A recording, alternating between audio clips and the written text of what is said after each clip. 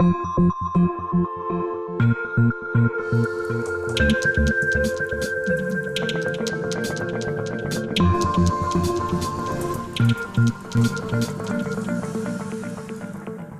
tal? Les habla Jorge Gestoso. Bienvenidos.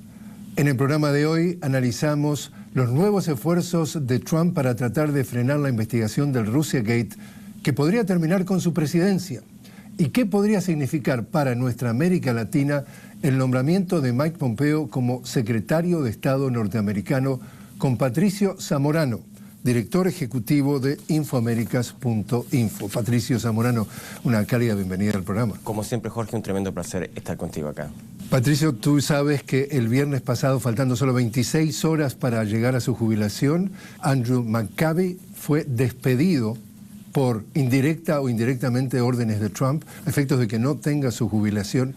Y entonces, este fin de semana aquí en Washington, toda la clase política calificó esa forma de actuar del presidente Trump, y leo sus palabras que se repitieron, como sadismo político cruel y vengativa. ¿Qué dice de esa forma de actuar? ¿Quién es Trump? ¿Qué está demostrando que es con esta manera de actuar? Yo te diría que ese fue un elemento extremadamente claro sobre lo que quiere hacer Donald Trump y en cuanto a su desesperación de esta investigación, como tú la llamas, el Russiagate, ¿no? Efectivamente, se sabe que este subdirector va a tener y ha tenido un papel importante en denunciar la posible colusión que ha habido o que hubo entre la campaña de Donald Trump y el gobierno ruso o agentes en representación del gobierno de Putin, ¿no? Entonces, efectivamente, esto sin duda es una racia al mejor estilo mafioso contra este personaje que efectivamente va a declarar dentro de la investigación. Se dice que tiene notas que tomó y que van a ser una base importante de lo que señaló en su época el despedido también James Comey. Entonces, en ese sentido, en que se demuestra que Donald Trump estaba haciendo todo lo posible para neutralizar, para perjudicar, para boicotear esta investigación del propio FBI contra su administración, en este caso que ya va bastante grave de colusión con el gobierno ruso contra Hillary Clinton en las elecciones del 2016. Es este fiscal especial, Robert Mueller, que dio órdenes la semana anterior de que le entregaran documentos de la organización Trump, de la empresa Trump, a efectos de la investigación, y Trump había dicho que eso podía ser la línea clave, la raya. Si se pasaba de la raya, entonces él ya no admitía. Y aparentemente eso podría haber sido la causa que ahora lo empieza en Twitter a nombrar por su nombre propio, algo que no había hecho hasta ahora, y que a través de su abogado, porque hay abogado personal y abogado de la Casa Blanca acá, está diciendo que esa investigación de Mueller, nombrando a Mueller, tiene que terminar. Este domingo, nada menos que el senador Lindsey Graham, que es un hombre que tiene un peso significativo dentro del Congreso, dijo textualmente en televisión: si Trump despidiera al fiscal especial que investiga el Russiagate, sería el principio del fin de su presidencia. ¿Crees que lo intentará? Yo creo que ahí está el tema fundamental, y esto acuérdate a todo el tema Nixon. Pareciera que cada uno de estos capítulos de esta telenovela de Donald Trump nos lleva nuevamente al proceso de impeachment, de acusación constitucional contra Nixon. Nixon también intentó despedir a funcionarios importantes del Departamento de Justicia, lo que fue inmediatamente interpretado como una forma de obstruir la justicia. Y ahí yo diría que Donald Trump tiene un riesgo importante. Efectivamente, Mueller se ha ido acercando poco a poco al círculo más íntimo de Donald Trump. Hay que recordar que ya hay gente arrestada, como Paul Manafort, que era, digamos, parte de su equipo de campaña y que está siendo procesada judicialmente, formalmente, y otra gente cercana al mismo círculo de Manafort. Entonces, yo te diría que lo que necesita este fiscal especial es tiempo. Y hay que recordar que bajo el tiempo de Nixon se demoró 3 años. Esto fue un proceso largo. No podemos creer que llevamos solamente un año de esta investigación, pero efectivamente él se va acercando, y como tú señalas, el hecho de que ya está pidiendo documentos de la propia organización de Donald Trump y que lo involucra directamente con negocios en Rusia, y esa es un poco la pista, digamos, que se respira, que hay un tema de negocios, de dinero que involucra la campaña de Donald Trump con el tema ruso. Se ha hablado también de ciertas autorizaciones que estaba buscando Trump para construir una torre Trump en Moscú. Entonces, lavado de dinero. Lavado de dinero, que es efectivamente lo que se está procesando a Manafort, este ex asesor de Donald Trump. Entonces hay un tema que yo diría que se va cerrando el círculo, sin duda. Para nuestra América Latina es importante lo que vimos también que pasó la semana pasada. Rex Tillerson, el secretario de Estado, despedido por tweet a través del sistema, esa personalidad de Trump. Entonces nomina a Mike Pompeo, para una audiencia que no está familiarizada, un halcón de ultraderecha del Tea Party con antecedentes clarísimos respecto a América Latina, que ayudó recientemente a redactar las sanciones contra Venezuela, que ha dicho que quiere un cambio de régimen, sus palabras, en Venezuela. También ha dicho que hay riesgos políticos en América Latina y dijo estar mirando de cerca la situación de México y otros países. ¿Qué significa para nuestra América Latina si se confirma la nominación de Mike Pompeo? ¿A dónde va? Yo te diría el peligro es este. Donald Trump expulsa a Tillerson, que es una persona que no estaba dentro de su círculo de confianza permanente, y lo reemplaza más allá del personaje con gente que quiere su lealtad, ¿no? y que está dando muestras de querer ser parte de un círculo íntimo del poder. Y ese es el tema, yo diría, el incentivo para Mike Pompeo para ejercitar al máximo posible esta agenda de halcón de Donald Trump, y que sin duda va a tener repercusiones importantes, no solamente en Venezuela, en Cuba también. Hay que recordar que todo el proceso de reconstrucción de las relaciones diplomáticas se ha ido boicoteando y neutralizando desde la etapa del presidente Obama hasta lo que ha pasado en este último tiempo, que efectivamente de facto ya no hay relaciones diplomáticas entre Cuba y los Estados Unidos. Se han perjudicado muchas de las aperturas que había hecho Obama, y en el caso de Venezuela yo te puedo señalar que efectivamente va a haber un endurecimiento importante, y más allá hay que recordar quién es el nuevo director de la CIA. Si se ratifica por el Senado, es la primera mujer que va a ser directora de la CIA en la historia, que es un tema positivo, pero lo negativo es una persona involucrada en casos graves de tortura, denunciadas por la Cruz Roja, denunciadas por Naciones Unidas. Entonces se arma una nueva estructura internacional de inteligencia y diplomática que yo diría que es extremadamente conservadora y que va a afectar fuertemente no solo a América Latina, sino que a muchos otros países del planeta, ¿no? Precisamente Rand Paul, que es un senador, acaba de denunciar con un documento que leyó en público y dice, esta señora que es justamente hoy actualmente la subdirectora de la CIA, que la quieren nominar como directora de la CIA, estamos hablando de Gina Haspel, él cuenta una anécdota que un interrogador que está torturando a un prisionero, ella está presente, le dice buen trabajo y se regocija cuando ve que le está saliendo espuma por la boca durante la tortura.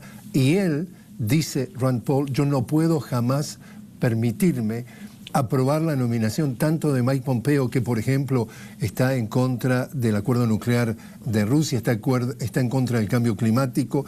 En América Latina tiene una visión completamente de extrema derecha radical. Dice, yo no puedo aprovechar esto. O sea, cada vez que pasa el tiempo se radicaliza hacia la extrema derecha la presidencia de Trump. Así es, más allá de los nombres concretos, se está generando un equipo de gente que garantiza esta filosofía de Trump, y que es una filosofía extremadamente nacionalista que representa a la comunidad de los Estados Unidos, una comunidad blanca, conservadora, contra el resto del planeta. Somos la supremacía blanca. Somos nosotros contra el resto. Entonces, si hay un personaje perfecto para este tipo de agenda, que no solamente va a afectar a nuestro continente, América Latina, también todo el tema con Europa, la Unión Europea, el tema del intercambio comercial, es una persona como Pompeo que efectivamente no va a dudar cuando tenga que implementar locuras de la diplomacia internacional, frente a las cuales quizás Tillerson no estaba dispuesto y que tenía por lo menos un mínimo sentido común y que funcionaba un poco como para contrarrestar todas estas medidas que han sido extremadamente polémicas, ¿no?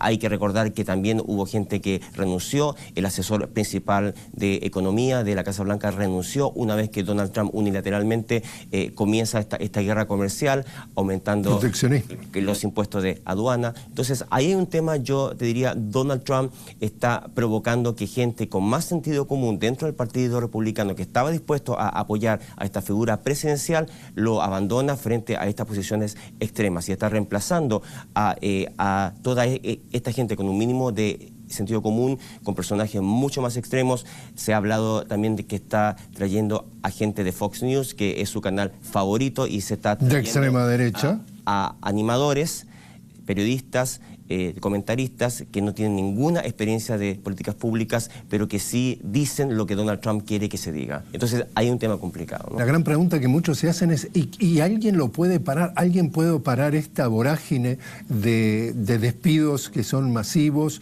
de la cosa que es absolutamente impredecible y qué va a pasar mañana? Y algunos analistas coinciden que lo único que podría pararlo son los resultados de las elecciones de medio término en noviembre, aquí a nivel nacional, porque podría barrer el Partido Demócrata y tomar control no solamente de una Cámara, sino de dos, y allí se le impediría la legislación de Trump. ¿Te parece que ese análisis puede ser...? Sí. Yo concuerdo con él.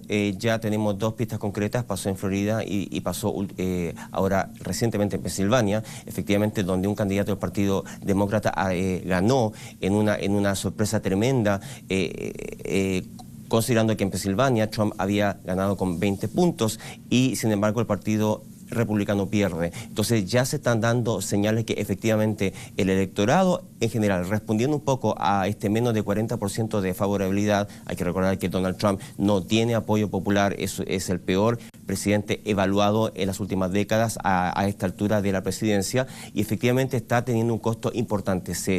Ya se ve venir que el Partido Demócrata va a arrasar, digamos, en muchas de las zonas que se supone que Trump ganó, justamente por las propias políticas de Donald Trump, por este caos que ha traído a la Casa Blanca, con gente renunciando cada semana, personajes importantes abandonando el buque un poco, ¿no? Entonces, efectivamente, tú tienes razón, el tema electoral es uno de los que puede frenar este avance, este caos, ¿no? Patricio, te invito a hacer una pequeña pausa. Estamos hablando con Patricio Zamorano, director ejecutivo de Infoaméricas.info, y cuando regresemos hablaremos de los planes del presidente Trump de construir el muro con México y sus comentarios respecto a justamente Canadá y el Tratado de Libre Comercio, el llamado NAFTA en inglés, TLCAN en español. Ya volvemos.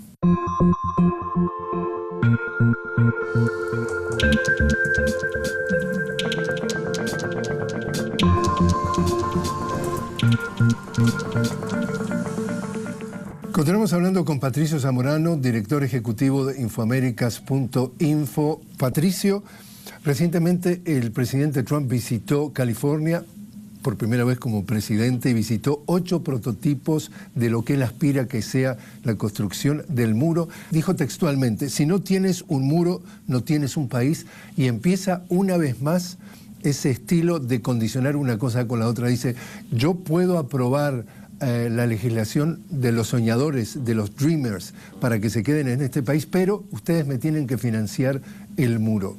¿Qué puede pasar en ese sentido? Yo te diría que hasta ahora este chantaje, porque es un chantaje político y que se mete con un tema moral, no ha funcionado. Y es un tema moral porque efectivamente un gran porcentaje de la población, hay que recordar, según las encuestas, entre 60 y 70% concuerda con una solución para todo el tema de los soñadores. Estos jóvenes que no tienen ninguna culpa y que fueron traídos como niños por padres indocumentados. Entonces, en ese sentido, Trump, no solamente las encuestas están en contra de él, un gran porcentaje de los congresistas está a favor de algún tipo de solución, con toda su diversidad entre los republicanos y los demócratas, y también las cortes. Las cortes han frenado el hecho de que Donald Trump quería acabar con este programa en marzo y está dentro de una pelea judicial ahora. Yo te diría que hasta ahora Donald Trump nos ha demostrado pésimas habilidades como negociador. Se vanagloriaba, acuérdate, en campaña que iba a ser un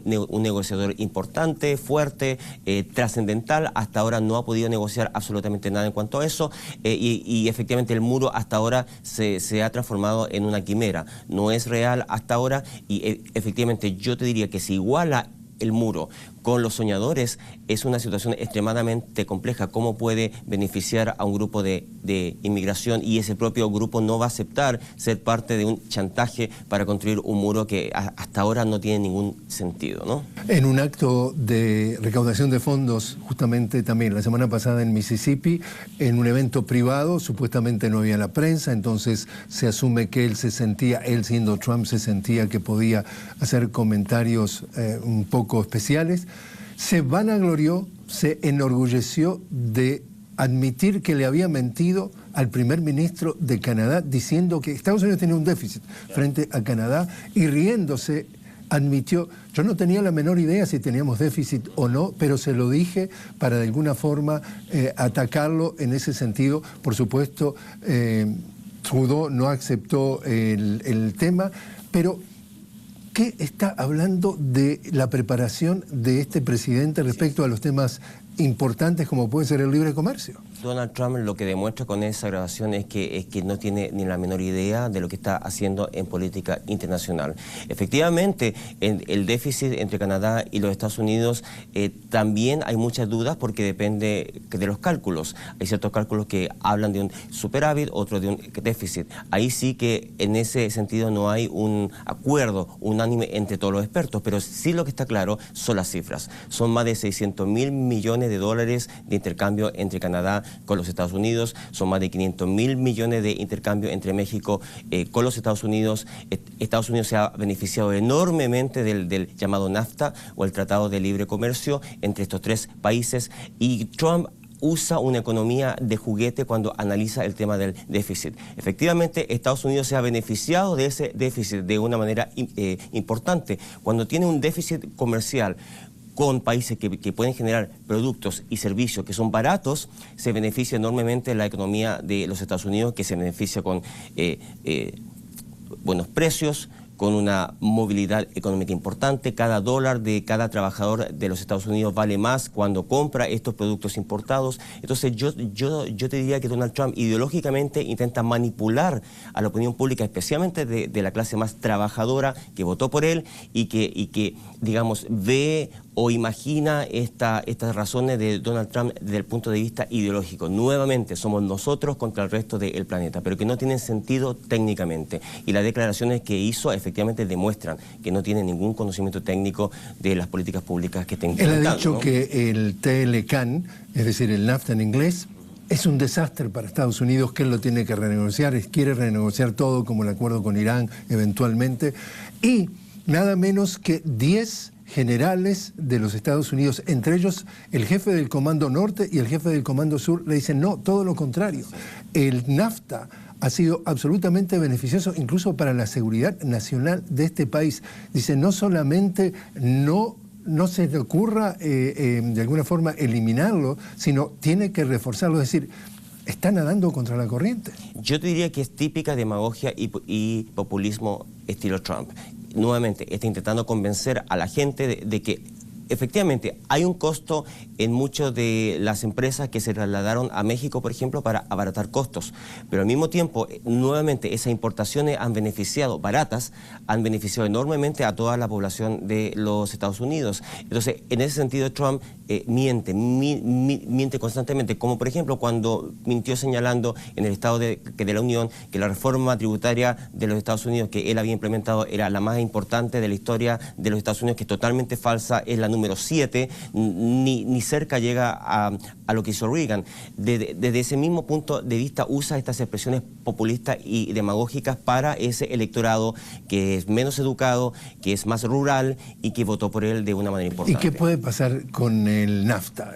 ¿Se retirará Estados Unidos del NAFTA o ¿Qué será el próximo paso? El NAFTA tuvo un costo importante para México, por ejemplo. Todo el área más agrícola fue fuertemente impactado por los productos subsidiados del campo de los Estados Unidos. Hay un costo importante, sin duda, social. No tanto para los Estados Unidos. Yo te diría que sería un suicidio económico para los Estados Unidos quitar este mercado barato. Es un mercado que fluye hacia los Estados Unidos, que ha alimentado a la economía de los Estados Unidos durante ya 2 décadas. Entonces yo te diría que si Trump escucha a sus asesores, incluyendo estos militares, obviamente el NAFTA ha sido un buen negocio para los Estados Unidos, independientemente de estas posiciones demagógicas y populistas a los que Donald Trump nos tiene totalmente acostumbrados, ¿no? Patricio, te invito a hacer otra nueva pausa. Estamos hablando con Patricio Zamorano, director ejecutivo de Infoaméricas.info, y cuando regresemos, la marcha llamada Por Nuestras Vidas que están organizando aquí en Washington los estudiantes sobrevivientes de la masacre de la Florida. Enseguida volvemos.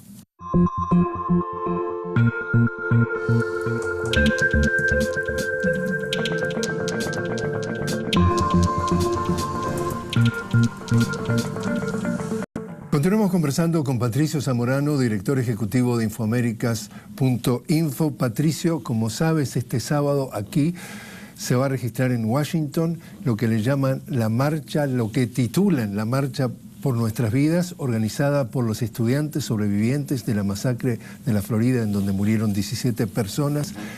¿Qué impacto podrá tener eso en respecto? El reclamo es legislación para regular la tenencia y el uso de las armas y lo que tiene que ver comparar esta violencia de las armas. Vamos a ver, yo tengo serias dudas sobre el efecto inmediato. Es un efecto comunicacional fortísimo, muy fuerte desde la propia comunidad, desde la comunidad escolar hacia la clase política. Pero hay que recordar que ya tuvimos masacres horrendas, Sandy Hook, una escuela básica pequeñita donde murieron 20 niños entre 4 y 6 años. Hubo todo bajo el presidente Obama, que se supone que era un presidente más progresista que el que tenemos ahora, y efectivamente no pasó absolutamente en cuanto a regulación. Nada, no hay nada en cuanto a la regulación. Donald Trump ha retrocedido también. Acuérdate que hizo este show mediático invitando a ex víctimas también de masacres escolares, en que se comprometió a una serie de medidas. Y no hizo nada. No hizo absolutamente nada. Incluso se vanaglorió primero de presionar contra la presión, a su vez, de la Asociación Nacional del Rifle. Las fabricantes de armas. Así es, para luego apoyar nuevamente alguna de las posiciones. Una de las importantes es aumentar el mínimo de edad de 18 a 21 años para comprar un arma.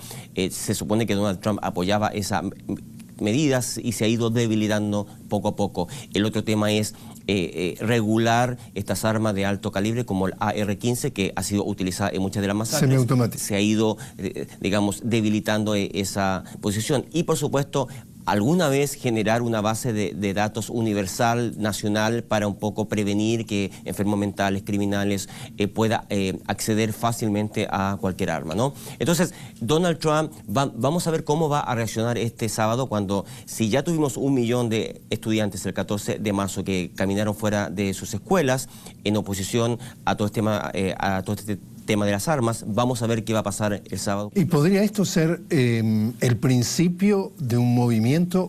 ¿Qué crees que puede pasar? ¿Esto termina el sábado o habría nuevos pasos? Habría que verlo. No te quepa duda que la Asociación Nacional del Rifle está haciendo una estrategia lo más fuerte posible para contrarrestar esta imagen muy poderosa que se va a provocar el día sábado, cuando miles, cientos de miles, quizás millones de jóvenes, digamos, se expresen, no solamente en Washington frente a la Casa Blanca, frente al Congreso, sino que en todo el país, y ver un poco qué va a pasar. Hay que tener cuidado con eso. Hay que recordar que luego de la masacre de Florida Parkland, pasó que hubo gente en Twitter o en Facebook que no sabemos las fuentes, pero que inició una campaña sucia, señalando que, por ejemplo, algunos de los estudiantes de esta secundaria específica eran actores, que no eran reales o que estaban siendo pagados como activistas. Entonces, claro, hay que tener cuidado porque va a haber una campaña de desprestigio y que ya empezó y que sin duda luego del sábado, especialmente desde agencias agencias de lobby como la NRA, la Asociación Nacional del Rifle, en sus siglas en inglés, van a implementar. No aceptan ningún tipo de regulación, usan la segunda enmienda constitucional como un eufemismo simplemente para el tema de las ventas. Lo único que quieren es vender armas. Última pregunta y tenemos nada más que un minuto. Definitivamente, los estudiantes denuncian que la Asociación Nacional del Rifle, los fabricantes de armas, son los que compran a los legisladores para que todo siga como está y para que legislen a su favor. Bernie Sanders dice, Estados Unidos no es una democracia, esto es una oligarquía con poder de soborno ilimitado. ¿Es esto una democracia o es esto una oligarquía en donde los grandes intereses usan a los políticos como títeres para hacer lo que quieren en este país? No hay ningún área de la política de los Estados Unidos que sea tan clara como el lobby de las armas. La NRA, la Asociación Nacional del Rifle, incluso tiene un tipo de categorización, un ranking, donde califica a cada uno de los congresistas de los Estados Unidos, que tanto respetan la segunda enmienda, porque mezclan el tema ideológico de la patria con el tema concreto que no lo mencionan, que es el lobby para vender armas. Están muy perjudicados, por ejemplo, con aumentar la edad de 18 a 21 años, porque lo único que quieren es que los jóvenes puedan comprar armas. Entonces, vender más armas. Sin duda que el lobby de las armas representa lo peor de la democracia de los Estados Unidos, del poder del dinero de una manera concreta. Los políticos, no solamente republicanos, algunos demócratas también reciben públicamente dinero del lobby de las armas. Entonces eso pone en entredicho la moralidad frente a estas masacres horrendas y la inactividad para enfrentar estas masacres que están matando ahora a los niños y el futuro de los Estados Unidos. Patricio Zamorano, muchísimas gracias por haber estado con nosotros. Ha sido un placer, como siempre, Jorge.